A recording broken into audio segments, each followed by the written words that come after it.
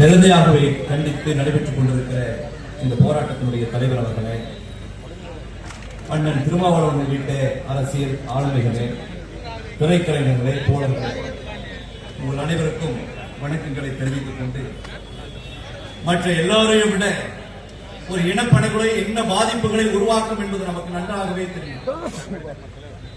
கண்முன்னாகவே ஈழத்தில் நடைபெற்ற இனப்படுகொலை, அதனால் ஏற்பட்ட பாதிப்புகள், சொந்த நாட்டை விட்டு பல்வேறு நாடுகளிலே அகதிகளாக சுற்றித் திரிகிற நிலைமை, இவையெல்லாம் இன்றைக்கு வரைக்கும் சர்வதேச அளவிலே தமிழகத்தில் நடைபெற்றுக் கொண்டிருக்கிறது.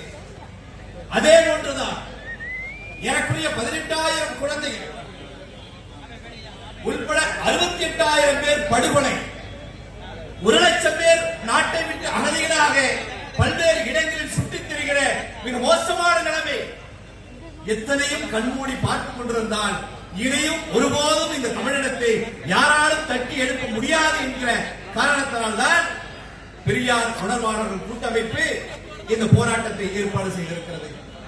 தந்தை பெரியார் அவர்கள் சொல்லுவார், எனக்கு மொழி பற்றி கிடையாது, மதம் பற்றி கிடையாது, மனித பற்றி இருக்கிறது.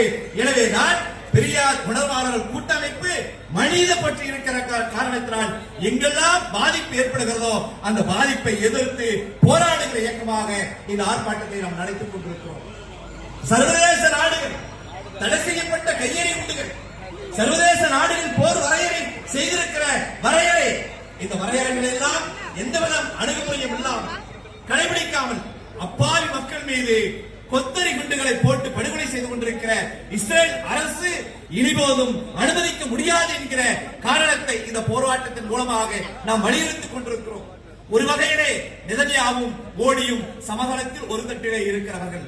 அங்கே நேரடியாக வெடிகுண்டுகளை வீசி படுகொலை செய்வான் நெதன்யாகு. இங்கு மோடி வெறுப்பு அரசியலை மக்கள் மத்தியிலே திணித்து இங்கு மதத்தின் அடிப்படையிலே மக்களை பிரித்து படுகொலை செய்கிற நபராக இந்தியாவில் மோடி இருப்பார். எனவே நெதன்யாவுக்கும் மோடிக்கும் பெரிய வித்தியாசத்தை நாம் எதிர்பார்க்க முடியாது. எனவே சர்வதேச அளவில் பாலஸ்தீன மக்களுடைய விடுதலையை அங்கீகரிக்கிறவரை நாம் பேச வேண்டும். ஒண்ட வந்த பிடாரி உறுப்பினரை விரட்டியதை போல நாடு முழுவதும் யூதர்கள் சுற்றித் திரிந்தார்கள். எந்த நாடுகளும் அனுமதிக்கவில்லை.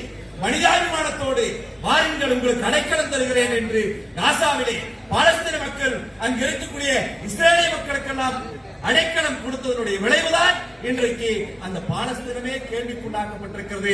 எனவே பாலஸ்தீனம் விடுதலையாகிறவரை, மனித இனத்திற்கு எதிரான கொடுமைகள் நிறுகிறவரை தொடர்ச்சியாக நாம் பெரியாரை முன்னிறுத்தி, அம்பேத்கரை முன்னிறுத்தி போராடுவோம்.